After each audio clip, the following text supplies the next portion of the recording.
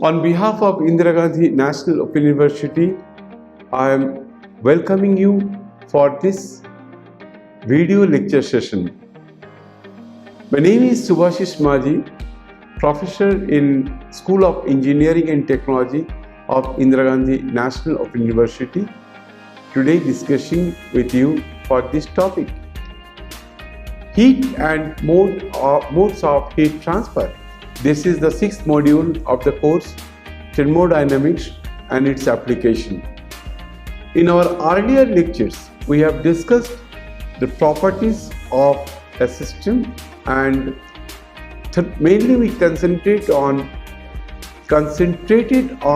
pressure, volume and temperature, and we have also introduced other properties like internal energy, enthalpy and the dryness fractions, and we discussed about the change of phase, how the system changing its phase from solid to liquid or liquid to vapor. And there we have introduced a very important property, that is the dryness fraction. Now in today's lecture session, we will be concentrating ourselves on heat and modes of heat transfer. After listening to this video lecture, you will be able to understand the concept of modes of heat transfer. You will be able to explain thermal insulation. You will be able to know adiabatic process and adiabatic system, and you will be able to understand the similarities and differences concerning heat and work. So far we have discussed about heat and work, how we can calculate work for different processes. If the process is constant, then net work done, thermodynamic work done is equal to P within bracket V2 minus V1. If the pressure is constant, we have also derived the expressions for the work done for a isothermal process. We have also derived the process for finding out the work done for a polytropic process or adiabatic process. Now we will be discussing the heat and modes of heat transfer in today's discussion. Heat is the interaction between systems which occurs by virtue of their temperature difference when they communicate.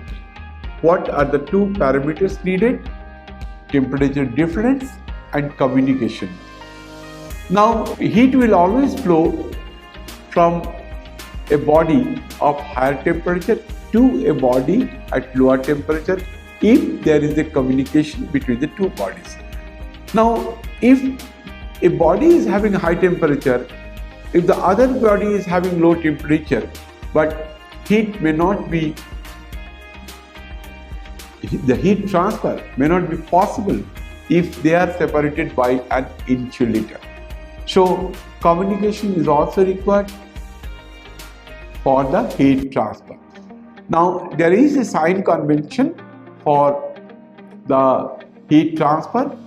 If you consider a system, if the system is gaining heat, if the heat is being supplied to the system, it is considered as positive, and if there is a heat loss from the system, it is considered as negative. Now, as we have already discussed about the sign convention for the work done. Work done by the system is considered as positive, and work done onto the system is considered as negative. But for heat, if there is heat loss from the system, we consider it is negative, and if there is heat gain by the system, it is considered as positive and heat loss is negative. Heat is defined as the form of energy that is transferred across a boundary by virtue of a temperature differences. And there are three modes of heat transfer: conduction, convection and radiation. Generally, conduction takes place for solid, convection for liquid or gas, and radiation doesn't require any medium. As you all know that we get the radiant energy from sun, and there is completely no medium in between sun and other planets. So we will discuss about the three modes of this heat transfer in detail. Heat, a form of energy associated with the motion of atoms or molecules, transferred from higher temperature objects to objects at a lower temperature. Now, if you think of the conduction, that is heat transfer for solid, then we will know about how the motion of atoms or molecules plays a vital role for the conduction method. We already discussed that there are three modes of heat transfer: conduction, convection and radiation. We have seen that two systems of different temperature must communicate if a heat interaction is to occur. We now briefly look at ways by which the communication may be affected. You might have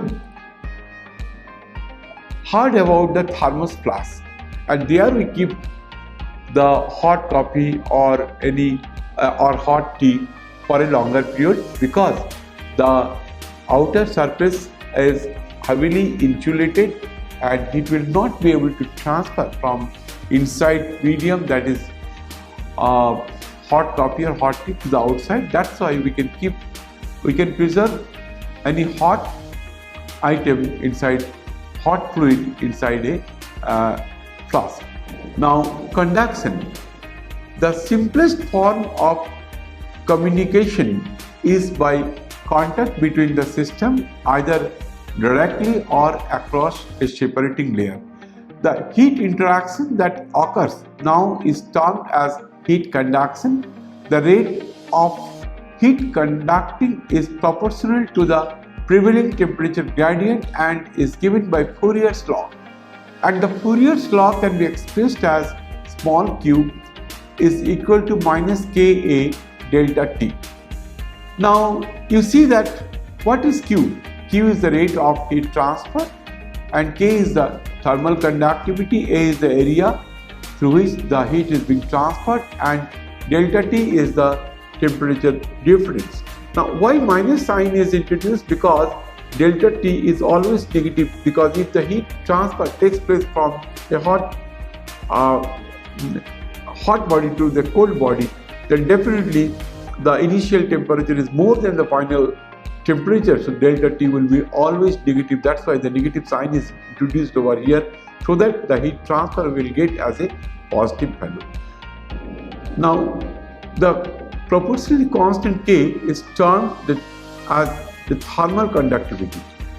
It is a material property, generally large for metals, smaller for non-metallic solids and liquids, and smallest for gases. Now this is the example for conduction. So here you see that a person is holding a rod and the other end is in touch with the flame of a candle. Now if you keep for some time in this position, what will happen? The person who is holding the other end will feel hot. He will be sensing hot. Why? Because there is a heat transfer through the solid rod from higher temperature to the lower temperature. Now we see how the heat is being transferred for the conduction process. Here we see that if one end of the rod is kept onto the flame, then the materials or the atoms and molecules at that part will start vibrating with respect to its own positions, and it will in turn supply energy to the neighboring molecules, and neighboring molecules will also start vibrating. Again they will share energy to the adjacent molecules, and in that process the heat is being transferred from hot region to the colder region. So this is the process of conduction, process of heat transfer.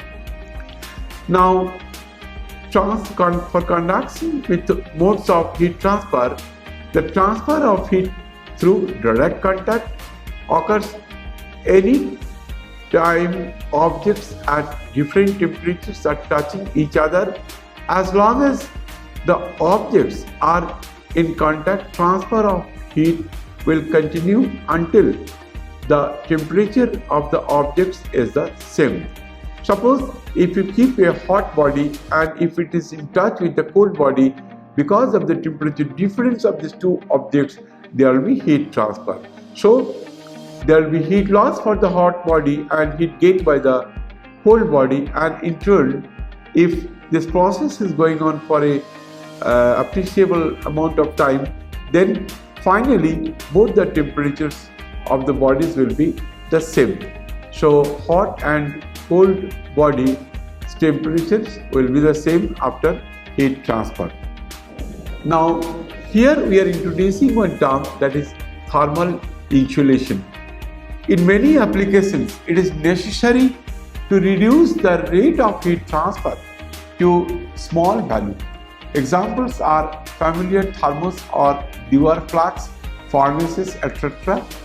The type of insulation employed depends upon the heat transfer mode which is dominant. The equation for conductive heat flow provides the basis for minimizing the rate of conductive heat transfer.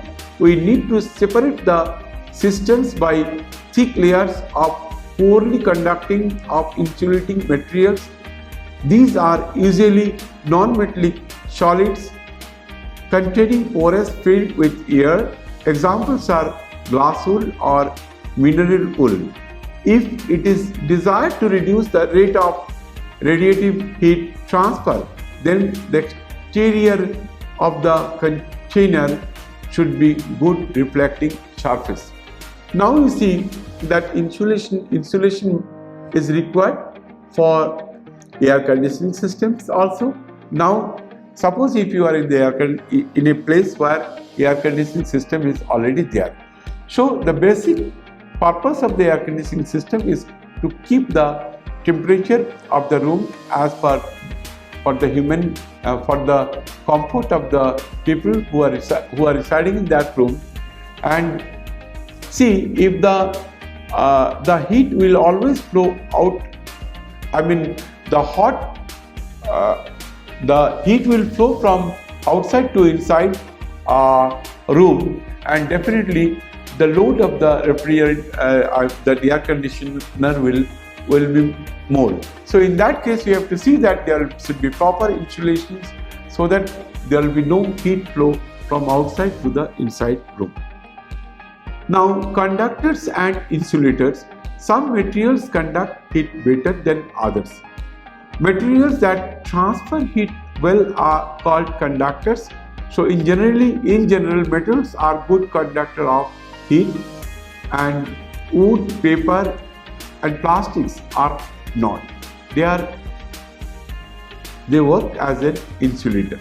So materials that stop the transfer of heat are called insulators, like styrofoam, wool, fiberglasses, and sometimes the insulators are also required because suppose if you are holding a saucepan for preparing hot tea or hot coffee or for boiling of milk. So definitely if the handle is metal, you will not be able to hold the saucepan if the handle is metallic.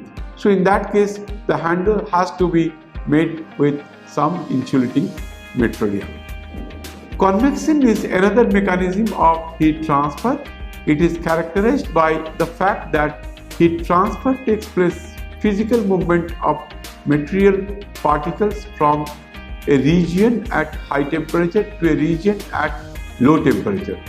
Therefore, heat transfer through this mechanism is observed in fluids. Now, how the conduction process is going on? Just you keep a glass, you keep some water in a glass jar and you put it in a gas oven, and if you heat it, what is happening that the layer of water which is in touch with the hot flame will be heated up. When it is heated, the density decreases. Because of the density is decreasing, so it will be less weight and it will move in the upward directions, but at the upper layer the fluid is comparatively cold and it is more denser. Fluid is there on the top portions, so definitely the denser fluid will move to the downward directions and the lesser density fluid which is adjacent to the flame will go up. So in this case the heat transfer will be taking place because of this convection mode of heat transfer. And generally in liquid and gases the mode of heat transfer is through convection process. Now you see that the whatever I have told, that in this please look at this figure, and here see that in this container some liquid is there and heat is transferred at the bottom section.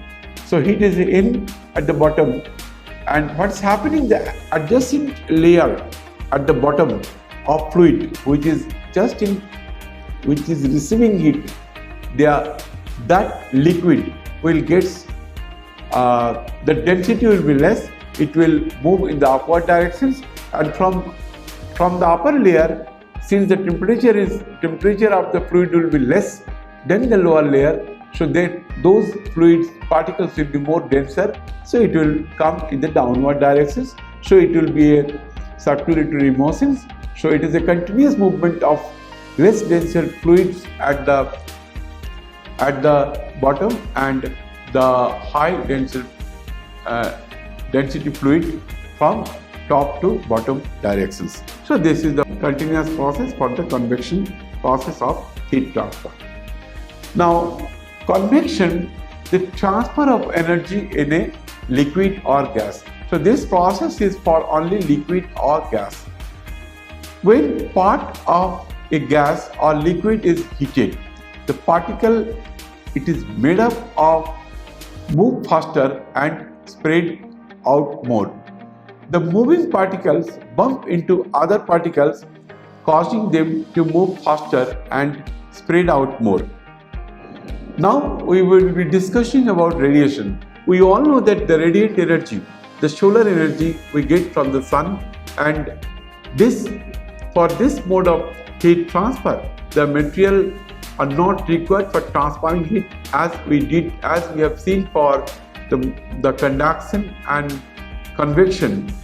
For conduction, solid materials are required, and for convection, liquid and gas, these two are absolutely required for the mode of heat transfer, but for radiations the material is not required.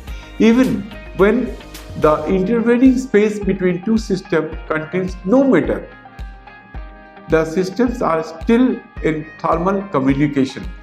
Electromagnetic radiation is transferred between the surfaces and it does not require any material communication. The heat transfer by radiation from the sun to the earth is a familiar example. Energy transferred in the form of rays or waves or particles, and we will concentrate on the type of radiations that travels as electromagnetic waves.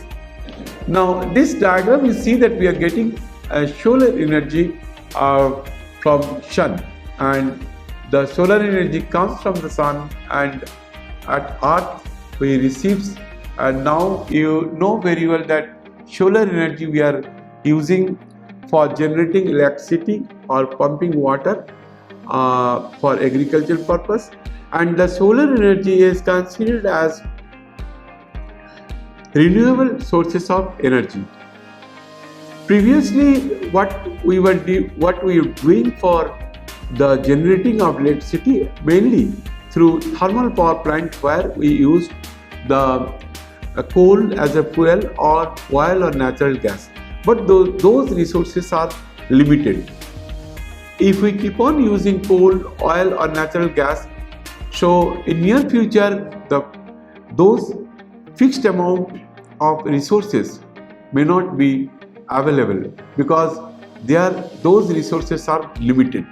But if we shift the power generations from thermal power plant or the conventional fuel like coal, oil and natural gas to the power generations through renewable sources of energy, definitely in that case there will be a sustainable growth. That means we can keep the fossil fuel for our future generations. And presently all the countries are concentrating for generating electricity through solar power. Now, electromagnetic waves includes visible light, microwaves and infrared light, and that comes from the sun and can travel through space. The sun is our major source for getting this electromagnetic and all waves as an energy. Now you see that from the picture you see that we are getting energy due to the electromagnetic waves coming out from the sun and earth, and mostly we are using this, and we will not survive if the solar energy is not available to us. Now you see that in this picture that all modes of heat transfers are explained. So here you see that there is a burning of wood and there is a flame, and a person is holding a rod and one end is in touch with the flame, other end he is holding. So he will feel the sensation of hot, and because there is a heat transfer. But if you concentrate on this picture, you will find that the person is also wearing a gloves. Why the gloves is required? Because gloves is made of insulated material, so that he can easily hold the heated rod easily. And you see the person who is putting his hand just on the top of the flame, he is also receiving heat, and that is due to the convection. Here what is happening, the air which is adjacent to the flame that is being heated and density decreases. So the low density air will move up in the upward directions, and the high density air will come to from top to bottom. So there will be circulations of hot air from bottom to top, and again there will be circulations of cold air from top to bottom. So that is the process for convection process of heat transfer. And even a person is a little bit away from that flame, he will also receive heat. That is due to the radiation, because any body is having temperature will radiate heat. So this picture shows the three modes of heat transfer at the same time.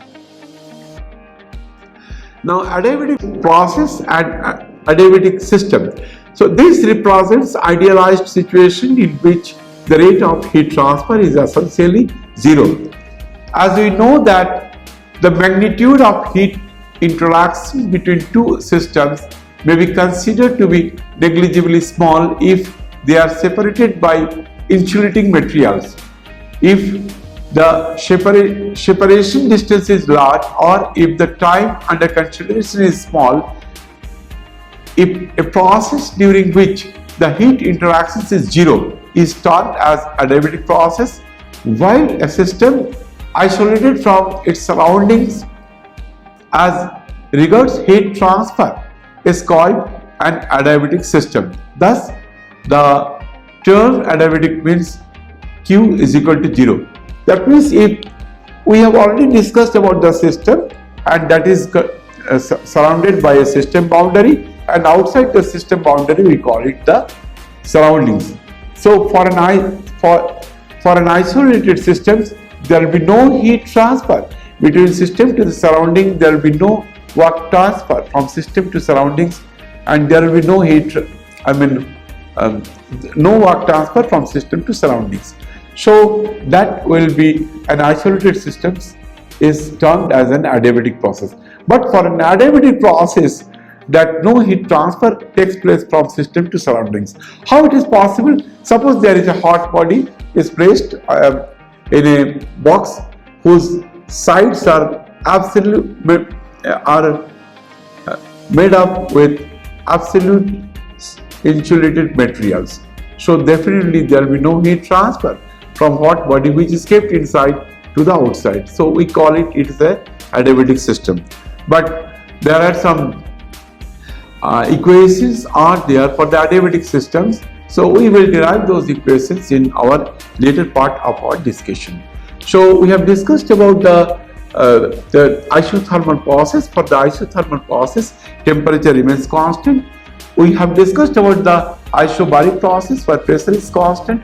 We have also introduced a new term, that is isochoric process, that is whose volume is constant. Now what heat is not? It is very important to discuss the four features, characteristics what heat is not. Heat is not a fluid passing from hot bodies to cold bodies. Heat transfer to a system does not always cause a temperature rise. So we have just discussed about the change of state in our last video lectures, and there we have seen that if there is a change of phase takes place there, even if we supply heat, there will be no increase in temperature. For example, suppose the ice temperature is 0 degree centigrade. You are supplying heat to the ice, then ice will melts. But when it is melting, the mixture of ice and water temperature will also be 0 degree centigrade. And if you keep on supplying heat, but so long as all the particles of ice melts, till that time the mixture temperature will be same at 0 degree centigrade, because it is the change of phase takes place. So when there is a change of phase takes place, even heat transfer will not cause any temperature rise. So it is not only heat transfer which cause a temperature rise. So you see that suppose if you want to increase the temperature of a gas which is confined to a piston cylinder or in a system, of course if you supply heat, the temperature of the gas will increase. But what will happen? Suppose you are not supplying the heat but you are compressing it, so the temperature of the system will increase even though you are not supplying the heat, because if you increase the pressure, the temperature will also increase of the substances. Now heat is not a property of a system, it is a work function. Similarities between work and heat: both are energy transfer defined with reference to the system boundary. Both are transient, they exist only during interactions.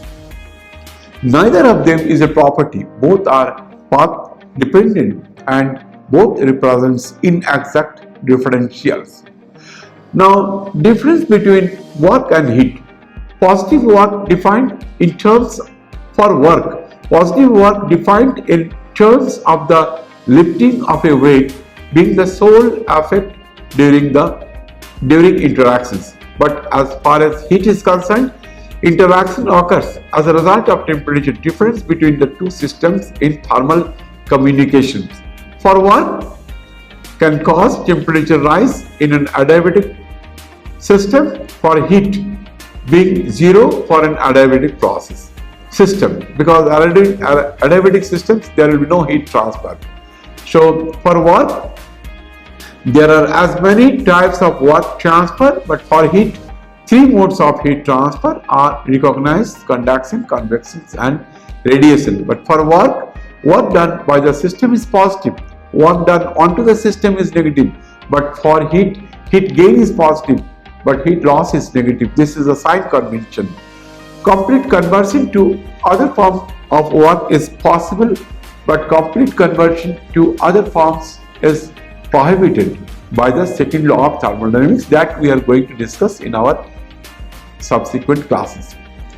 Now let us solve a very interesting problem, and it will be clear to us how there is a heat transfer between the hot bodies to the cold bodies. So problem is this, that it is necessary to supply 10,000 liters of hot water at 50 degrees centigrade to a student hostel. Dry saturated steam at 2 bar and cold water at 10 degrees centigrade are available. So the steam and water are to be mixed directly to obtain the necessary hot water. Determine the amount of water and the steam required.